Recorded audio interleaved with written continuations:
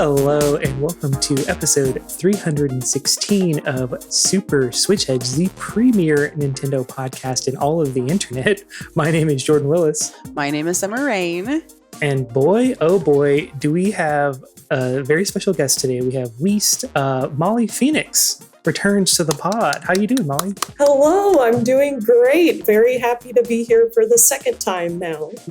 Yes, Molly, you were last on to talk to us about music, and today we're going to be talking about what's next for Animal Crossing.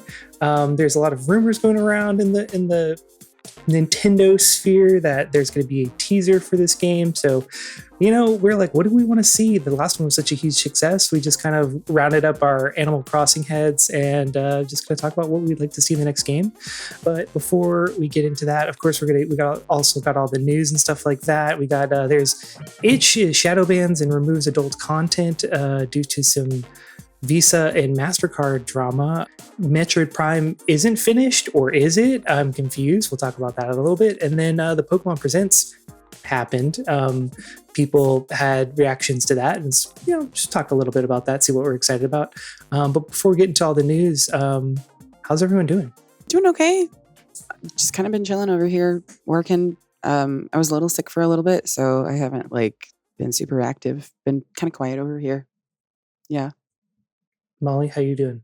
I've been doing pretty good. I'm currently partaking in a game jam with friends of the podcast, PDYX, Magnus, Rapatika, and Dan. So, Whoa. yeah, Oh, I'm awesome. making the soundtrack for that right now. So I've been grinding a little bit. Yeah. That's awesome. Awesome. Can you tell us what the game's about, or do you prefer to let us leave it a mystery? Well, the theme we were given for the game jam is the only one. And I guess to keep it vague for now, our video game is about the main character being a literal number one and the only number one. So it's a little silly, a little funky, a little dark. It's been fun. Okay, cool. Yeah. Excited to play it when it kind of... Well, we'll talk about if it'll go on itch.io. Anyway, last episode I was saying I was going to Vegas, so that is happening tomorrow. So for listeners, just a little peek behind the veil. David is in LA still, and I'm about to leave tomorrow, which is Monday. So we're recording this on a Sunday. We're doing this earlier than we normally record. So, if that's why you can see sunshine outside, that's why. Right. We're all properly illuminated. If you're watching the video portion, we all have correct lighting going on. We look great in the video. So definitely be watching this on YouTube this week. Yes. And anyway, man, I don't usually host, but we're having a great time. So, with that, let's go on. With that, let's go to the news and all that kind of stuff. But before we get all there, let's do some shout outs. Over on the YouTube, we have Jamin Station. This game is just another Nintendo masterpiece. Our last episode was about Donkey Kong Bonanza and just all of our impressions on that. So thanks everyone for listening. Just pure fun and entertainment. Hatstack Mike over there said, just like you guys, I absolutely am loving DK Bonanza, one of the best 3D platformers in a long time. With everything that goes on in the game, I shudder at the thought of what this game looked like on the original Switch in motion before being adopted to Switch 2.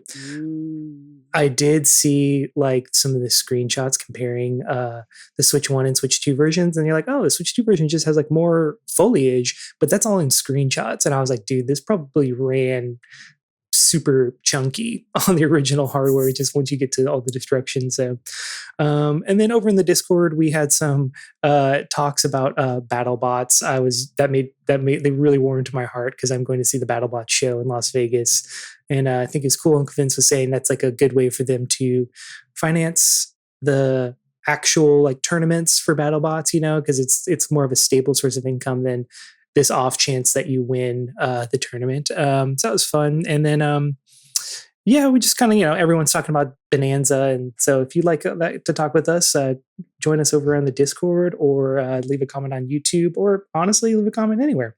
And, if you're going to leave a comment, you might as well tell a friend or write a review on Apple or Spotify or wherever you listen to your podcasts or watch your podcast. Just go ahead and like leave us a little comment or tell a friend, and like and subscribe over on YouTube. That helps our little algorithm and helps us kind of keep growing the show. Is that everything? With all that, we're going to move on to the news. So first up, Summer, I'm going to pass this to you in a second, but itch.io, famous large indie space for video games, started to shadow ban and remove adult content video games.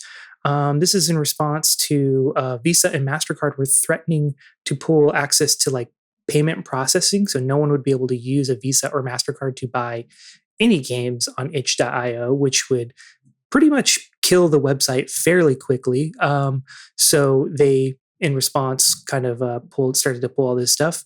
But yeah, so Summer, what's been going on with this? I know you've been following this story. Yeah, and I'll also bring attention to, it kind of starts with, there's this activist group from Australia called Collective Shout. They call themselves a feminist group. I am going to call them an anti-porn group because I do not believe that the title that they use correctly equates to like the actual actions that this group takes. You can do your own reading into this group if you want to go further into this story. Collective Shout specifically targeted itch.io and Steam. So these problems are technically also happening to Steam, but the reason that it's a bigger deal with itch.io is because itch.io is a lot more accessible to small creators, indie devs. Steam notoriously takes 30%, I believe, of sales, whereas itch.io basically asks or like recommends giving 10% to support the website, but they don't like require it in the way that Steam does.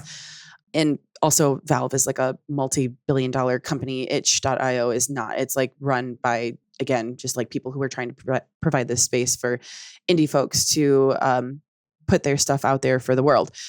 So that's like a handful of differences. The kinds of work and art that goes on itch.io isn't the same as the video games that are on Steam. In response to this, so itch.io like quietly changed their like rules about what they are defining as NSFW content.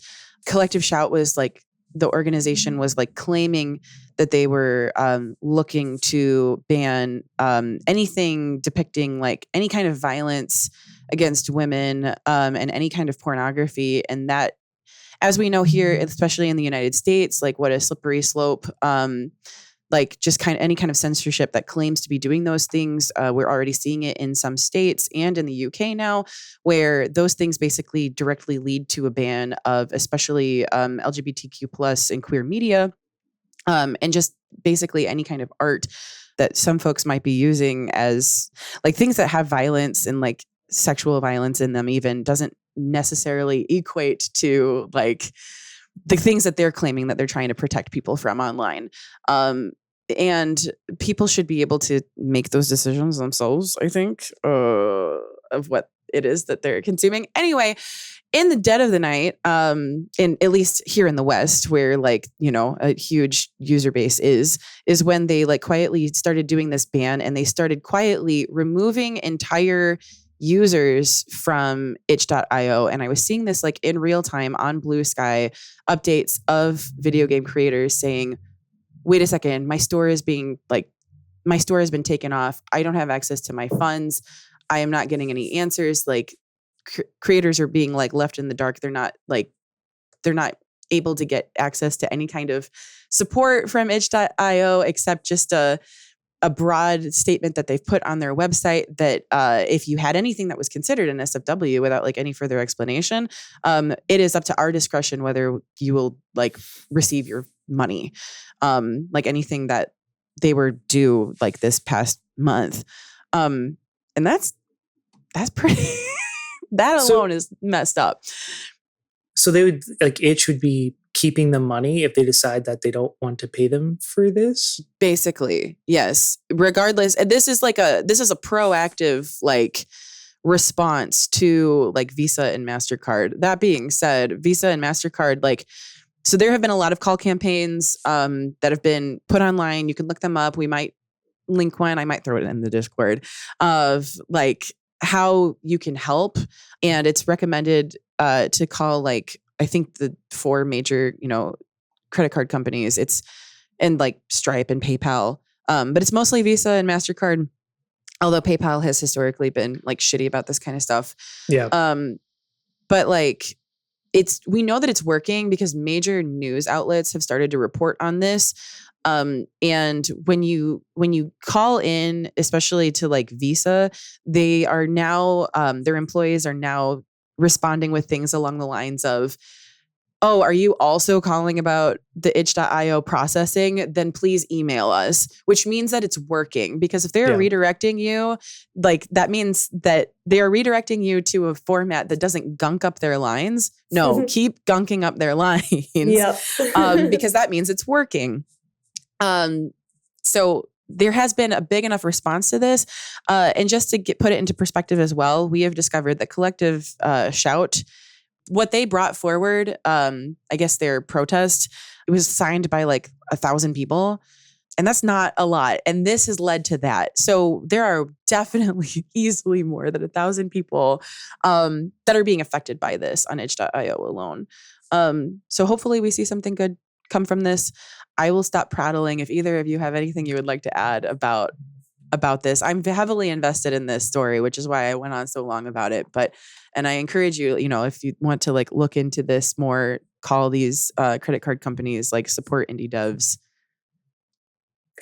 I'm just a little shocked as to why Collective Shout was able to have this much influence. I could walk down the road and get 1,000 signatures today. The fact that they're also like particularly targeting queer content, it makes you think about what is the censorship really for, and it is a very slippery slope. So very unfortunate, but it's good that we're gunking up their call lines. So hopefully we'll continue to do that. Yeah. And you saying that, like, I'm just already immediately connecting the dots too. This isn't going to just impact queer creators and people who are creating like more NSFW art as well. OnlyFans, when they tried to ban NSFW content, because of payment processing, it like pushback from MasterCard and Visa, we saw immediately that they as a website they were going to fail, and any other creators weren't going to be able to like sustain themselves on there for that reason. So this would have impacted the entire ecosystem of indie games that put themselves on itch.io. Like as a platform, like they will fail if this works, right?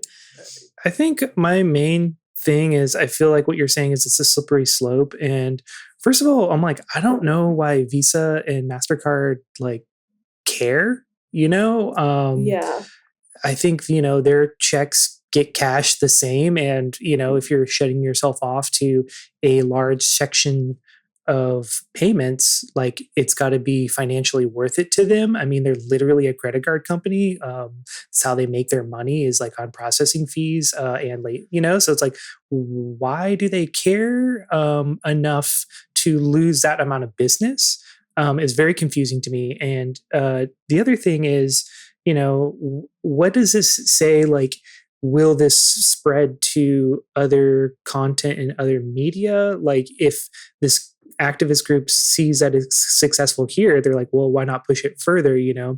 I just don't think that a credit card company should be making ethical or moral decisions as they are pretty unethical and unmoral and prey upon people's weaknesses and try to get them indebted to them for life. So for them to make some sort of moral stance is kind of jarring and hilarious in a messed up way. So I don't know, man. It's just very bizarre. But we'll just have to keep following this one because I'm just curious to see how out of hand this gets. But anyway, moving on.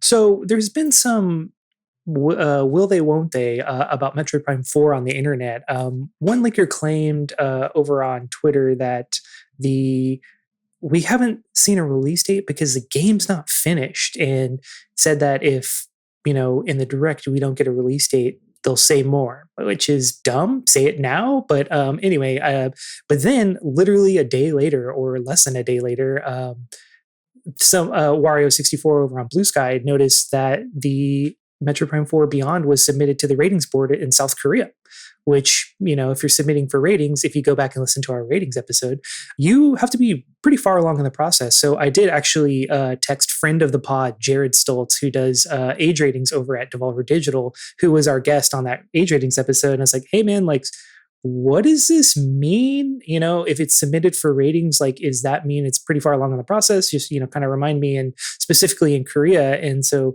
what he had told me was like, yeah, it's got to be pretty far along in the process. And he said, interestingly enough, in Korea, to submit for a rating, you are required to have a full translation completed of your game, which would mean the script is done, because they had to do submit a full translation. So, right. To me, that means like the game's probably pretty far along, and he said, maybe it's a little bit more loose for a larger game company like Nintendo. But to me, I'm like, that means it's probably pretty far along in the process, and probably is done, and we'll likely see it in the next direct. But I just had to mention it because I'm the Metroid fan. Y'all gonna play Metroid Prime 4? I think this is news, but I'm probably not gonna play it. No. I haven't played a Metroid game. I might like it. I might not. So I'm not sure. Maybe this will be the time I jump in. We'll see. Oh yeah, I definitely recommend it. I don't know. I think this one's got me excited. It's because it got mouse mode, and I'll try it out in mouse mode. That's I've been enjoying mouse mode in other games, so yeah, it'll probably be pretty nice. Well, moving on to another thing that's coming out. This is for the AFOL fans of Switch Headz. They announced a new Lego set that is a Game Boy, and it's like a 1-to-1 life-size Game Boy coming out on October 1st, and for like, this is a lot less than I thought it would be. It's like $60, and I was like, oh, okay. I mean, that's $60 is a good amount of money for a bunch of plastic bricks, but when you can put them together as one of my favorite video game consoles, maybe it's worth it. But this thing looks pretty cool. What do y'all think? Did you get to check out the pictures of this? Yeah, and I want this. That's like what I paid how many years ago for a Game Boy, right? I know that's what the Game Boy Color cost. I didn't have a Game Boy. I was a little young, but it's literally a functioning Game Boy, and that's really cool. Wait, it's functioning? Isn't it? I don't think so. I think it's just these like little screens that you slip in. Yeah. Here I thought it was like, you're making a Game Boy. It looks functional though, because there's also 2 little cartridges that come with it as well. One for Zelda and one with Super Mario Land. There's screens that you input into the Yeah. Okay. Yeah. Oh man, me when I spread misinformation online. No, it's not real. Okay, it's just like, but it's still okay. Yeah, maybe 60 is fair then. Yeah, I know. Well, that's how you know they did it well, is that it tricked Summer. Yeah. When you look at it, looks awesome. Yeah. And I like that it comes with the little cartridges too. That's nice. It's just like a nice little touch. But yeah, man, this thing looks pretty cool. I'm not like huge on a lot of the Lego sets that have been coming out from Nintendo because I don't love the designs of all of them, but this one in particular might be the one that I get. So anyway, next up, we have, speaking of Game Boy stuff, Nintendo rewrites a patent mid-case, the case against Palworld, who they are suing over Pokemon Grounds. Yeah, so, I mean, I don't know if this is like super unusual to happen mid-case, but if you're having to rewrite a patent mid-case, it's not usually great. It's usually because you don't know if you're going to win the case or not. So your last-ditch effort is to try to change the wording of your patent to better fit your case. Legality, you can do this, but the spirit of your patent has to be the same, something along those lines. Like it has to be, you can only reword it, not to add anything to your patent, but to just reword it. So this case is ridiculous. I will just say what I'm trying to think, like what David would say. He would say something along the lines of like, you can't patent game mechanics, which I 100% wholeheartedly agree, because how else are we going to get new games that expand upon great ideas and great mechanics with this? So anyway, this whole case is still going on. This has been going on for quite a while. Have you any of y'all been following either of y'all been following the Pal World case? Not really. It seems like it's been going on forever at this point, though.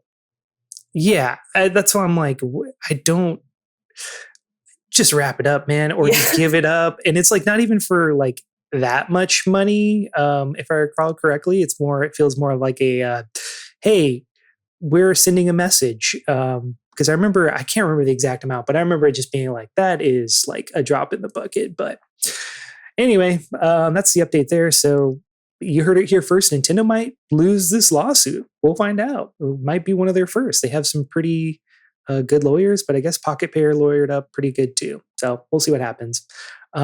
So next up, let's talk a little bit about the Pokemon Presents. I mean, it happened.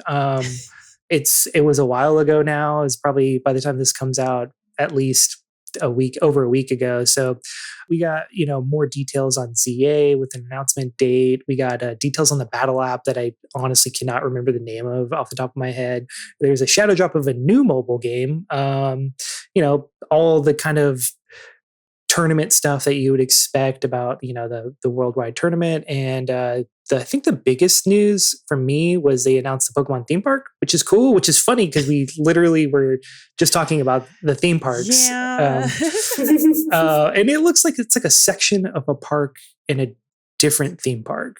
Is that correct? I thought it was a section of an existing park. Is it an existing theme park? Oh, you know what? I have no idea. No, okay, it is a theme. It is a section in a theme park, but the park itself is more of like meant to, I think, imitate like the feeling of a park, because they want it to feel like you're seeing Pokemon in their natural habitat, as opposed to like at least that's what I'm getting. That's the vibe I got too, which is to me like a little like is cool, but it is not something I go to a theme park for. Sure. Like if this was set up in like my local park or something like that, that'd be awesome. Like I think the Wildflower Center right now by me has a dinosaur exhibit where you walk around and you see these like life-size dinosaurs. I don't know, like these replica dinosaurs. I'm like, that's pretty cool. Something like that with Pokemon in like a park would make sense. But if I'm going to a theme park, I want like at least a ride or two, Come on. Yeah. Maybe that's not the vibe that they're going for with Pokemon.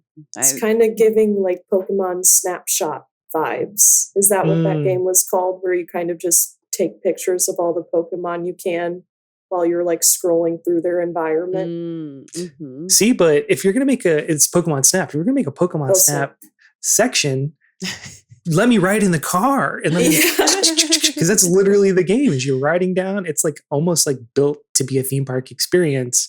Now I want that. That sounds incredible. Pokemon Snap ride. We're encouraged to take photos on the ride. Oh man. I mean, they have like a safari kind of ride at Disney World in the Animal Kingdom. So like do that, but Pokemon. Anyway, now this is just turning into a Pokemon theme park spec episode. Anyway, some other things there were, the other thing I was like, looks pretty cool is Aardman. Creators of Wallace and Gromit and Chicken Run and stuff have a new TV show, Misadventures of Sirfetch'd and Pichu, which is cool because I like their style of comedy. So I'm curious to see, it's cool to see them give the keys to the kingdom to other creators and see what they do with it. Because I liked Pokemon Concierge, surprisingly, as a little slice of life kind of situation. So, which they also mentioned some of that. But I think what's really notable is what was not there. There was no NSO drops for the original games, no remakes announced, which the next step would be, I think, Black and White. no Gen 10 announcement. We think they're saving this all for like a blowout next year, I guess. But I don't know. What do you think about that, Summer? I think that I didn't expect any of those things because we do still have, I think they're really wanting to make sure that they're building up to the new games that are trying to come out. Which, okay, yeah, like, don't you guys have phones? The new mobile game, which is another like lifestyle game, basically. It's just another like app on your phone, but it happens to be Pokemon, right? I do think, so the battle game is called Pokemon Champions. I do think that's going to be bigger to them, or like that's more of their focus right now too, because that's what they're going to be driving all of their like physical like championships towards. They'll probably be trying to do a reveal for that in Worlds in August next month. I understand that they aren't like announcing a new remake or a new mainline game with the new game ZA coming out this fall. And yeah, 30th anniversary next year.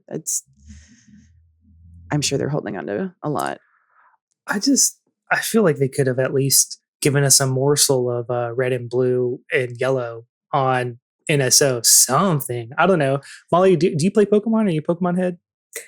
So I played Leaf Green on my Game Boy when I was a young kid. Loved it. And I played Pokemon Go when it like first came out. So I am not currently playing it, but I still really do appreciate Pokemon. Yeah, that's the one I'd like to see on NSO the most is Fire Red and Leaf Green, because just the remakes of Kanto harkens back to my childhood. But yes, also related, they did announce, not in the Pokemon Presents, but right after, there is going to be a Pokemon ZA bundle. So for the Nintendo Switch 2. So, they have said the Mario Kart World bundle is not forever. So this makes me think that once that bundle, the ZA Nintendo Switch 2 bundle comes out, that then the Mario Kart World bundle will go away. And for me, it asks a bigger question of, is this what they're going to do moving forward as opposed to doing special edition consoles, or is that just something we might see later on in the future? But historically, whenever a really big game was going to come out, they'll do kind of like they did a Scarlet and Violet Pokemon Nintendo Switch. They did a Legend of Zelda Switch. So, I mean, do you think they're going to still do specialty Switches in the future, or do you think this is kind of the path going forward? How soon did we get the Zelda Switch? I want to say, wasn't it for Tears of the Kingdom? Okay, so it was Tears of the Kingdom, not Breath of the Wild. No. So it was after the Switch has been out for 6 years. Yeah. So that's what I'm thinking, is that the Switch 2 is still too new, and we really don't see special edition consoles at least a year into a system's life cycle. So I think a bundle makes sense. I think as much as we would maybe love a special edition console for this game, I don't know that we've gotten a special edition Pokemon console for any Pokemon games that weren't mainline, like new generation iterations. So as much as we would love the Legends games to rise to something that calls for that, I don't know that we can expect it. And I do think it's too early in the Switch 2's life cycle for special edition systems yet. Yeah. Molly, do you like special edition consoles? Did you ever buy one? So I was really, really wanting the Animal Crossing special edition console, but I haven't gotten it. So I just have a blue Switch Lite and a cute Animal Crossing carrying case to scratch that itch. Yeah, I really like the design of that one for the that Switch, where it's like the pastel green and pastel blue Joy-Cons. It's like really pretty. Actually, I think it's actually one of the best looking of all the special edition consoles. It's like that one and the Zelda one are the two that I'm like, oh, these are great. Yeah, I want to be a collector of special edition consoles, but I'm also trying to like not clutter up my entire life with special edition stuff. Like there was a classic video game fest this weekend, still going on today, that I really was like, I'm not going, because I know if I go, I will just be tempted to buy so many things that I do not need and will just sit on a shelf. That being said, I did recently buy plastic case covers for some of my special edition games, and that's the point in my life I'm at as an adult. But anyway, let's move on. I've gone far off track. So last up for the news that we have today is Super Mario Party Jamboree Nintendo Switch 2 Edition plus Jamboree TV. Yes, that is the full title of this game. I looked it up several times. Is out now. So this is one of the first Nintendo Switch 2 upgrade packs that we've seen. So this is on the Switch 2, its own version with extra upgrades and stuff like that. There's new mini games. There's a visual upgrade that is locked behind this upgrade pack. So, some of the other games got a free upgrade for the visuals, something like Super Mario Odyssey, but this one, all the visual upgrades are locked behind this pack. And I don't know, people are really tepid on this. I mean, I didn't expect Mario Party to have the biggest upgrade ever, more mini games that use mouse mode and stuff like that. But I don't know. Any of y'all planning on picking up this upgrade, or do you have any thoughts? I'm conflicted on getting the upgrade. I want it in theory, and I'd like to think that I would get it. I need to know that maybe other people are also getting it, though, to be able to play some of the mini games that involve cameras, because I do love that idea and I think they look great, but I don't want to do it by myself, right? And I'm already not playing this specific Mario Party online with anybody at all. I'm playing it at home, and maybe mouse mode mini games will be enough to convince me. I need to maybe check out some reviews of it because I haven't looked into that yet. But yeah, I think it looks great. I am a little bummed that I have to buy it, that I have to buy the upgrade pack for this one. Yeah, so it would be nice. I want to know that it's just added. Right. Yeah, I want to know that it's agreed. beefy enough to constitute, because how much is the upgrade? It's $20. 20. Yeah. Want to know that it's going to be worth it. I think the problem I have is that the higher resolution in both TV and handheld mode is locked behind this $20 upgrade. Which I guess they kind of did with Breath of the Wild, Tears of the Kingdom. They did the Switch 2 upgrades are locked behind that, which I guess makes sense. But it's just when other games are giving it for free, or, you could have just push that out as an upgrade, but then why would people buy the upgrade pack, I guess. Yeah. But I don't know. Molly, you Mario Party ahead? Yeah, I love Mario Party, specifically Mario Party 4 for the GameCube. But again, I'm stuck in the past, but I don't have a Switch 2 yet. I feel like Jamboree came out just yesterday, so I know time flies, but $20 does seem like a lot. That being said, though, if I get a Switch 2, I guess this pack would be the first thing I'd buy rather than just straight up Jamboree. I don't know. No, that would make more sense to me too. If I didn't own the game already, I would absolutely buy the Switch 2 version of it. I think that's part of why I feel that what you just said kind of connected the dots for me. I think I'm hesitant about it because it feels like the game just recently came out. Right. And so already having to buy an upgrade for it when it feels like I already recently bought the initial game is what I think my hesitation is, as opposed to a game like Kirby that came out 2-3 years ago that we have now an expansion and and it's defined DLC effectively for the game, a whole additional, maybe because I already have a framework for what it means for a game to have DLC, and I don't exactly understand how that translates to a game like Mario Party, right? That might be where I'm having issues computing. Yeah, it seems like it's going to split the online base too, because you're not going to be able to play every game with every person. Mm-hmm. But Molly, by the time you get a Switch 2, they'll have added Mario Party 4 to NSO GameCube, and you just won't have to get this. Maybe. Yeah. I've been seeing every one of my friends playing on the GameCube on Switch 2, and I'm so jealous. Yeah, they haven't added the Mario Party games yet, but I mean, they added 1 through 3 on the 64 version, so I feel like it's all but assured at some point. But anyway, with that wraps up the news, and we're going to go ahead and move on to our main topic, and that's going to be take a little short break. So after this break, we will do that. Oh God, David, I miss you. Nailed it. You're doing good.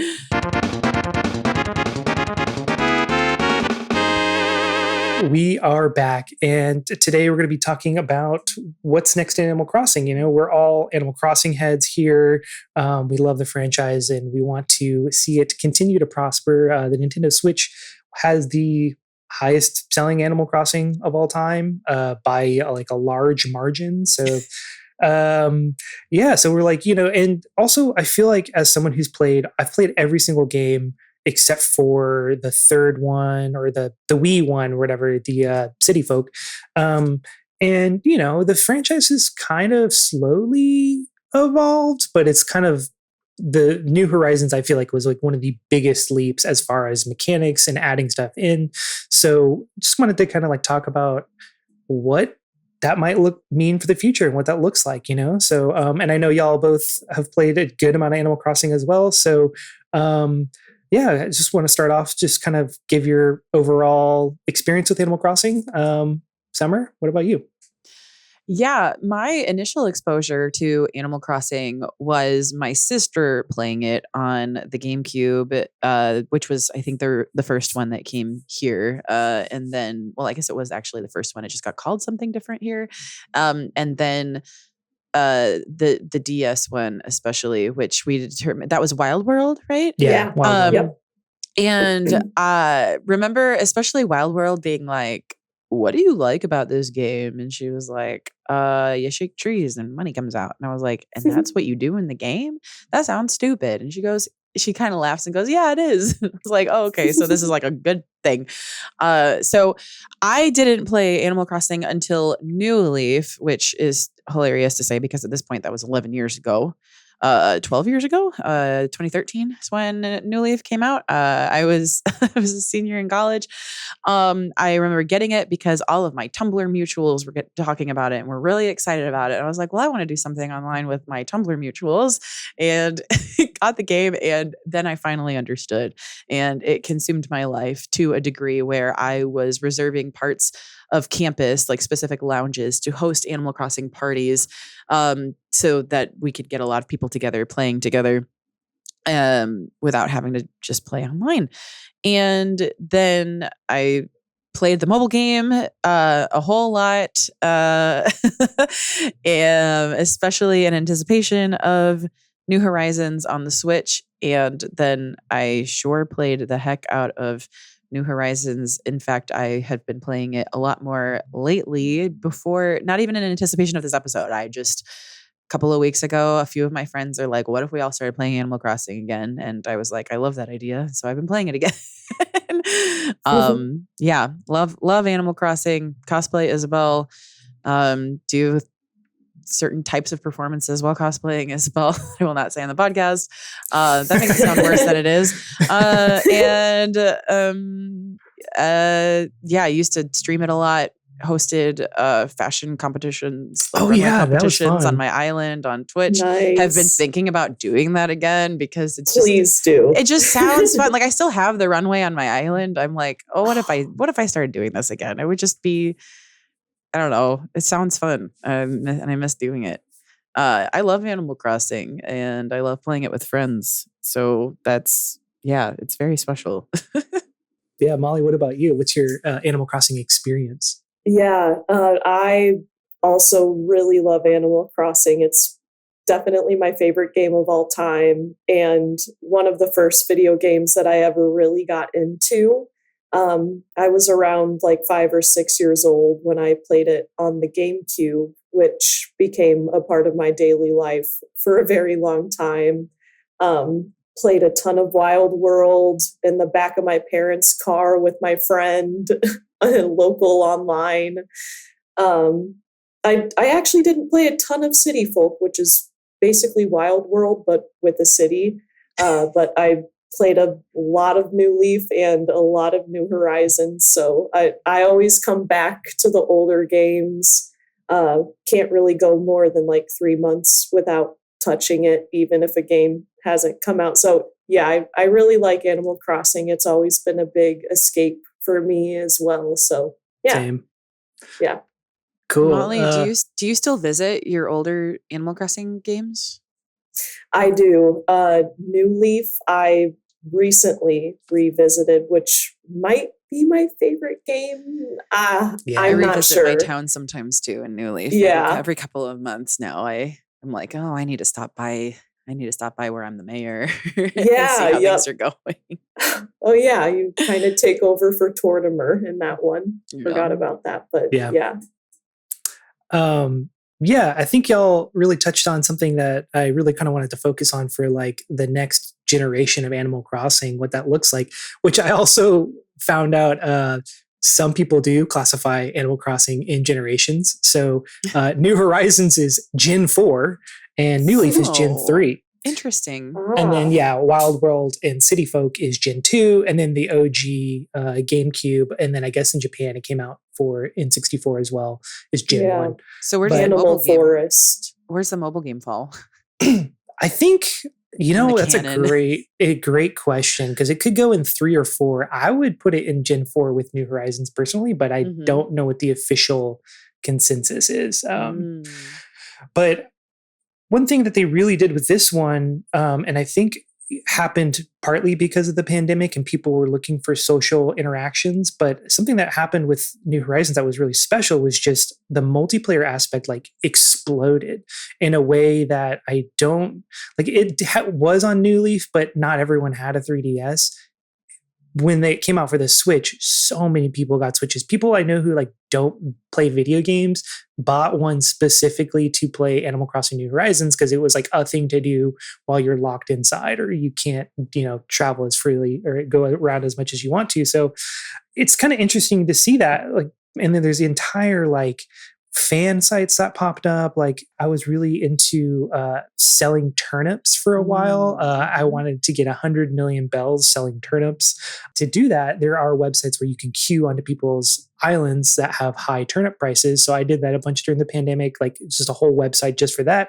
Whole websites just for designs that people have made and you can like download and stuff like that. So I think what I wanted to first talk about is like, what kind of like new multiplayer focus could they push on the Nintendo Switch 2, because with game chat, just seeing that kind of stuff, it seems like they want to have more multiplayer focus on some of their online content for the next generation of Nintendo. So that's kind of where I wanted to start. So the first idea I had was kind of like really just building together in a better way. Because in New Horizons, like if you want to go to someone's island and help them build, you can't really terraform in multiplayer, if I remember correctly. Setting furniture, it's more kind of like you can look around my island, but you can't look but don't touch. But I would love to just be like, like Minecraft. You're like, hey, you're on the other side of the island. You kind of like can build up and stuff for you, build up and stuff for me on that side, and then I'll be on this side, and just kind of a more like collective experience. Would think would be really cool. What do y'all think about that? I agree. I would like to have more things that you can do with your friends on the island.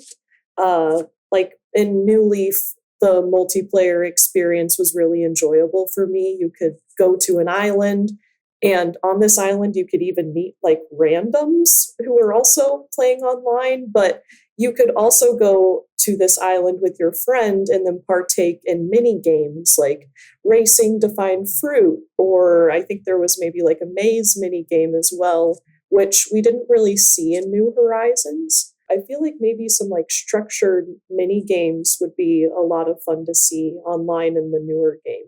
Yeah, that's the exact thing that I'm missing too, is going to Tortimer Island and playing mini games with your friends, like the interactivity, which they seemed to kind of encourage us to design those ourselves, but like it's still nice for it to be structured within the game, like you said. Yeah, I was kind of surprised we didn't really see like any sort of update in that way, because New Horizons did have a pretty long like life as with free DLC upgrades and stuff like that, and then the one paid DLC as well. So I was kind of surprised we didn't see something like that, and they kind of focus more on the design and adding more mechanics like in the crafting world was kind of interesting. And then that kind of leads me to like also, well, you need like a larger playscape if you want to be able to build together. And I kind of feel two ways about it, where maybe there's like a centralized hub that you go to and that's where you go, or do you want to have friends come to your island and build your space? Or, my like tinfoil hat, I meant to make a tinfoil hat for this, I totally forgot. Is the my tinfoil hat theory is that part of the Nintendo Switch online tests that they've been doing with this weird like building game with people with tails building up stuff is partly a test, of the network, obviously, but partly a test for a potential Animal Crossing like MMO style type of game. Because like, why else would they have people building these weird block things? Like, while that could be like the terraforming. Why else would they have like, how many people can we fit building stuff in one thing? My first jump is like Animal Crossing. Like, I don't think this is it. Maybe it's a test for a brand new game that will eventually come out. But my like tinfoil hat theory is that this is to test the network for a potential Animal Crossing sequel. That makes sense to anyone else, or am I just crazy? No, I think it makes perfect sense. And that was my follow-up question to that was, so you truly believe that Animal Crossing is the property that they would move forward with as their first like true MMO? I don't see any other one. I don't know. Molly, what do you think? Yeah, I think that's very plausible. Not tinfoil hatty at all, actually. I just there's no other game that they could have that would adapt as easily to that style of gameplay. So, I don't think the test game is a game that will never come out. I think that is like a game, but I think it's also like, Nintendo's always using technology that they've developed for other games to support newer games as well. Kind of iterative in their technology. So anyway, that's just kind of my tinfoil hat theory there. But the other thing too is like, if you have a larger world like that, you're gonna have to have like modes of transit that are more to get you across larger playscapes faster. I was thinking, like skateboard, scooter. Like, what do you think would fit in Animal Crossing world aesthetic? In Harvest Moon, you have a horse, and I feel like a horse might be okay. Well, I guess animals. Never mind. That's what I mean. No. I guess there can't be multiple tiers of animals. I guess we have that with we have tiers of animals with like fish and insects, but horses, we have horses in the game already, but you talk to them and you dress them up. Isn't there a frog? Can't you give a frog to a frog? Yeah, you can catch frogs in the pond. Yeah, so they would then actually have to address the lore of Animal Crossing, which we all have our theories about if they were going to do something like that. Anyway, I think a scooter would be great. Yes. I think that would be, I think of the, we have vehicles and modes of transit as decorative items and that are meant to look realistic in New Horizons, and out of they're technically furniture. Out of the furniture vehicles that we have, I think the scooters are pretty cute, and aren't as like involved as a car, but doesn't like require energy in the way that a bicycle does. I almost think, so like a scooter resonates with me. Yeah, I think that's kind of like out of all of them, the scooter like makes the most sense. I don't know why. It just feels like I could see the villager like on a scooter kicking with one foot. I don't know. It just makes sense in my brain. But yeah, so the other thing I was kind of thinking is just like general quality of life upgrades that I'm so surprised we never got in New Horizons. I feel like that game is intentionally like obtuse in some ways to make it to where you can't do it fast. They want you to go slow. That's like the whole point of the game. So, terraforming one square at a time is just so annoying to me. That's why I like didn't terraform as much as I wanted to, because I knew I would have to like do it individually. So I'd love to see like some better just terraforming options. 3x3, 5x5. That's it. Nothing crazy. I don't know. Did you terraform a lot on your island, Molly? Yeah, I enjoyed it. It was a great addition to the new game. I think maybe it was a little finicky too. Like you kind of have to be standing in the right specific place in order to knock down like a diagonal wall. And sometimes you kind of mess up and then you have to build the wall back up and then do it again. So maybe if there was a way to like maybe look at it from a grid perspective or I enjoyed it. It was great, but I think there could definitely be improvements. Yeah, that specifically, I am on a little bit of hopium for a mouse mode, just addition to like the right. Like I'm debating on the possibilities of will we get a Switch 2 version of or just like an included upgrade for Animal Crossing New Horizons, or do we get, not to jump ahead here, or are these things just going to be like a whole new game?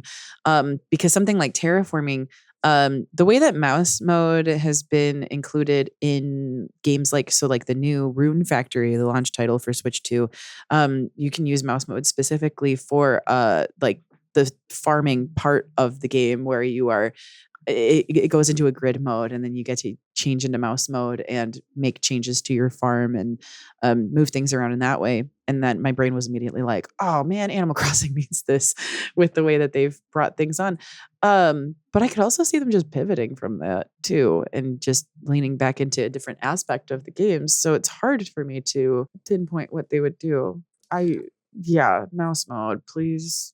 Yeah. Well, you saying that kind of like, in the Animal Crossing universe, everything is like in game, in universe. Mm-hmm. So like I could see something like you're a construction like site, or like you have a crane and you log into the crane and then that takes you to an overview of the map and you can like terraform it with your mouse or something like that. Mm-hmm. Would be like the in-universe explanation is that you're like literally on like a crane with like a scooper or something, Mm-hmm. because everything is in universe, so it has to be. So anyway, yeah, I do like with a mouse mode kind of support would be incredible. And then with that too, like, did y'all do a lot of crafting in New Horizons? Because I loved I liked the crafting mechanic. Mm-hmm. I just hated having to do individual craft items. So like something similar.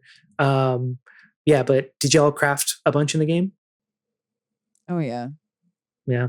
I did a bunch of crafting just the other day because I saw that a certain item was like the hot deal of the day, and I had a lot of materials for that specific item. So I was like, okay, time to go blindly like just mash for a while on this item. Yeah, there's definitely a lot of like, okay, I'm going to do something else and just like not look at the screen. Yeah, I liked the crafting as well. I just found that it was so hard to get the DIY recipes that I wanted, because I think it's like completely random, and I never got that ironwood dresser. So yeah, I had a lot of fun with that, but I still feel like I'm missing a lot of DIY stuff that I wish I would have gotten a little bit earlier. Yeah, I think one of my favorite parts about the crafting was making an item, but then taking it to I cannot remember their names, but to like reskin it, and you have different options for every item, and just seeing what the options are. But I would love for some sort of mechanic where that combines like crafting and like a visual appeal on a larger scale. So like, an example I just kind of thought of was like, if you have a table, whatever flower you combine it with in crafting, it like has that flower on the table or something like that in every version. So just kind of expand the crafting to also include different like aesthetics and things like that could be really, really fun, and just expand the amount of items in the game. Cause I feel like this game, so my partner Valerie played a lot of Pocket Camp, and I think you did as well, Summer. Mm-hmm. And then I ended up playing a decent amount, but anyway, the amount of items that they have in Pocket Camp is absolutely insane, and they're like so much more like thematic, and it reminds me more of New Leaf in that way, where like it's like more fun items, and New Horizons had like a really strong focus on like real quote unquote like not like as fantastical kind of items and stuff like that. But I could just see like them incorporating some newer items that are more fantastical based on like crafting. I don't know. It just makes sense in my head. Also like an expansion to like Nook's Cranny to have like, if you're going to have more of an MMO style, like be able to have people's like have a shop, like you have your own little shop in the MMO. Kind of like in New Leaf with the resale shop, but that was like specific to the villagers in that town. So like, and I guess that is common in MMOs, right? There's usually like a item board, typically like an online marketplace. Oh God, I'm already like, I can already see the market crashing though. I just like, I say those words out loud and I'm like seeing in real time, like in my mind, like the crashing of the market over the froggy chair and like a specific froggy chair customization. Yeah, I remember in the older games, I don't know if this was a thing after Wild World or not, but there was like a flea market day where like the villagers could come into your house and you could sell your furniture. You could go into their house and ask to buy their furniture. I feel like that would be a fun thing to have in the future, but maybe online. Mm-hmm. Yeah, there's so much potential for creating more social experiences in that way as well. So I feel like the next game, whatever it is gonna like really focus on the multiplayer aspect, because they have the single player aspect down. Like it is pretty solid. It hasn't changed a whole ton, honestly. There's been iterative upgrades, but in 20 years, it's pretty much the same type of game that you got in the first one in the GameCube. And on that too, I was thinking like, they're going to have to add, something else to collect, I feel like is another thing, like say, I'm not dogging the fossils and the bugs and the fish. I love doing that thing, but it's like the same every single time for the most part. Or it's a lot of similar fish and you can only catch them at some points. And then in the new one, I guess they added where you could like deep dive, which was nice just to have a different kind of thing. So I'm like, what else could they add besides fossils, bugs, fish as like another thing to collect? That's a great question. Okay. Here, they could get more involved with their Brewster has always been a mechanic in some way, and has usually been like a kind of a quote unquote end game like emphasis too. And I'm thinking back to how he was handled in New Leaf, where you were like specifically doing coffee orders for villagers, and now I still love Brewster in New Horizons. Now it's handled a little differently. You don't like take care of people's coffee orders, but you can, using amiibo cards, bring in certain characters to the coffee shop and then get special dialogue with them. Maybe there's something there with coffee beans. This is like the 5th time I've talked about coffee beans on this podcast to some visualizing like how Nintendo. So I maybe they're sending it to my brain. Maybe I'm having like I don't know why I'm so focused on Nintendo doing coffee, but it's always been there. They've always done it a little differently. So maybe that's something they're building up to, just something like really expansive with coffee and just like being a connoisseur and like collecting different kinds of beans. I don't know. Different Beautiful. blends. Colombian blend. I think it would be cool if maybe like in New Horizons they allowed us to like visit different types of islands to, I think sometimes there were different types of fruits. You could get like palm trees. Maybe when you travel there could be like relics that you could bring back from different types of places, or maybe even like a relic that your friend's island would have that your island doesn't have. I think, like a collection from traveling would be a fun addition as well. Yeah, to the coffee beans. That'd be sick. Maybe they do something that's more formal like that with the gyroids then, because isn't that kind of what those are to an extent? Maybe they do something that's a little more formal and personalized to like islands with gyroids. Yeah, I was thinking like an expansion of the art museum. Because they do have like certain items like that is just Stonehenge, or you know what I mean. And I would love to see like, it's cool to like put those items out onto your island, but they're so big you can't really fit a lot of them. So it would be cool if you could like go in a more museum type setting and just kind of walk around and all these, and like maybe the relics are buried on other people's islands, which makes you go dig up their island, and then also cause havoc because you leave a bunch of holes all over your friend's island. Anyway, I don't know. I think that'd be kind of fun, but I guess we should probably start heading towards an end. But Molly, did you have you told me you had some notes, or did you have something else you wanted to add? I'd love to see more Rossetti, more rudeness.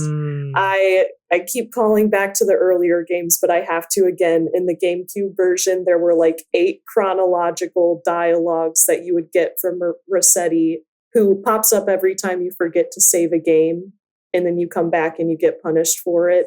I just like that rude vibe that we used to have before, that I feel like adds a lot of layers to the game. There's like this melancholic vibe that I would love to see continue. And maybe some more lore from Mom, who sends you letters every now and then. Maybe you can reach back out to her or something. But rekindle your relationship with your parents. Yeah, that sounds beautiful. Yeah, the Rossetti erasure and just everything becoming like too nice in New Horizons did throw me for a loop. Like, I feel like they're way less harsh. They're like, oh, we haven't seen you in a while. We missed you. And that's it. It's not like sanitized in a way. It does. When you describe it that way. And I think, you use the word melancholy, Molly. I think a big part of what was really, or like what kind of went from melancholy to more of a charm for a lot of folks was, you're an outsider. You're like an established outsider, and that is why people are rude to you. And it's about the struggle of finding your own way and finding comfort in things before you are able to find comfort in others. Like kind of like that, writing that line, that finding that struggle. And they, just like the complete stripping of that does kind of, not necessarily in a bad way, it's just different, but kind of, it changes the tone and changes almost the meaning of what New Horizons means compared to the older games. I do miss the meanness. Not everybody has to be mean, right? But it makes sense for not everybody to just immediately be like, oh, you're new in town? Come inside my house. Like, yes. I like having to prove myself to the villagers to win them over. They're very lovey in New Horizons, which is quite comforting and enjoyable. But maybe we could see some anger. I feel like, you got to mix it up, like I feel like it's everyone in New Horizons is too even. They're like all on their, like, they're going to therapy and they all feel good. They all are allowing you to have your shortcomings by not visiting them enough. It's that island life, man. It's just like I want a couple of them to be really mean to me. Not everyone, just a little bit of yin and yang, a little bit of both would be nice. I do miss going to New Leaf after like a month and then being like, where have you been? We thought you died.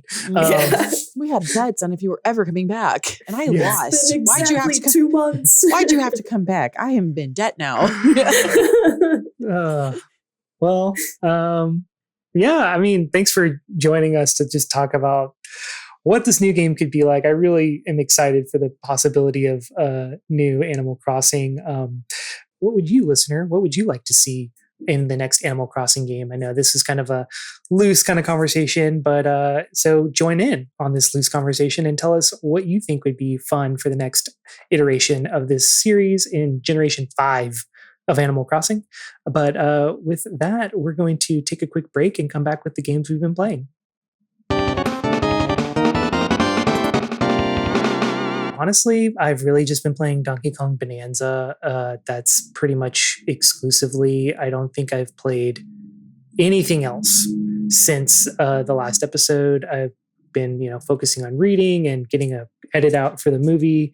So it's just been nice to just take little breaks here just to destroy without going too far into spoilers. I am now on sub-layer 1100. So I'm getting pretty far, and I'm kind of curious how far this is going to go down. How far is a planet core? It looks like I'm close on the map, but who knows? Anyway, Summer, what have you been playing?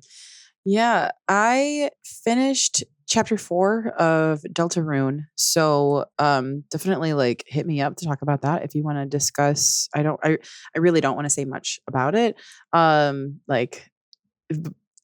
So talk to me about it if you want to talk about Deltarune. Like I said before, been playing a good amount of Animal Crossing New Horizons again. I realized that I still had a little bit left to do with DLC that I didn't realize because it wasn't like made obvious. I thought that getting KK to perform was kind of the end of it. And there was still a little bit left after that. So the DLC does kind of keep going still. And then I have been I've been making an effort to play a little more Final Fantasy 14. I have a fishing group that gets together, and there's like these ocean tours that you do in the game. That's really cute. But also a friend walked me through getting mods set up for Final Fantasy 14. Did not realize how involved that was and expansive that was, and how different the game looks because of how thorough people are with mods. And now my eyes have been opened to just kind of like nightclubs, like what that means. Like DJs will perform on Twitch, and then they'll give away on Twitch they will advertise like, this is how you get to this nightclub, and this is how you get to see the way that the nightclub is supposed to be seen. And it's this whole other side to the game that I didn't realize. It's very cool, and now I'm going to be going down that rabbit hole. So yeah. Molly, what have you been playing? I've been playing Story of Seasons, A Wonderful Life for the first time ever on the Switch. So I've been having a lot of fun with that. I'm a big fan of the Harvest Moon games, and this is one that I just never got around to. So I'm really enjoying it. I'm on year 1, so still building that farm and building those friendships, and it's really relaxing. Yeah. Do you know who you're going to marry yet? I am stuck between Molly and Rock. Yeah. Whoa, Rock. Okay. Yeah. Okay. Fun vibes. Yeah. But I don't know yet. Any recommendation? Oh, not necessarily.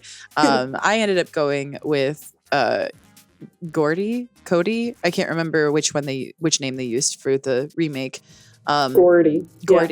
Yeah. He wasn't originally an option in the original game, so he had to be like completely written for the remake, which was exciting for me because I had played through the original game thoroughly. So getting that, those new options was fun. I like Gordy, and he's one of those characters who's hard to win over. Yeah, that also makes it satisfying. Yeah. It's funny. I gotta play that game. Anyway. It's good. Yeah. Well, all right. Thanks again, Molly, for joining us. Really appreciate that. Thanks to milkyway.co for our website. Thanks to Corduroy for the music. Thanks to everyone on Patreon who gives us chucks in a buck and gives us a little bit of money to keep this podcast going. Thank you so much to all of our patrons. If you're looking for me on the internet, you can find me at Boredan. Summer, where can everyone find you?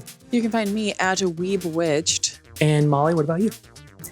You can find me on Instagram at Molly_Phoenix, and you can find my music on YouTube at Numbra_MNP.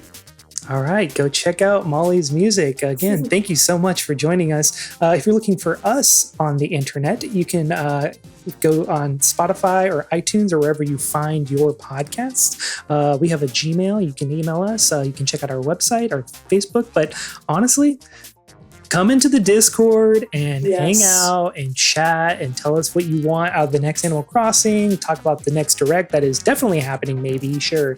Yeah, man, you know the drill. Stay safe out there. Be kind to yourself. Be kind to others. David will be taking this back over next week, and I don't know. Bye-bye. I don't know. I got nothing else. See y'all.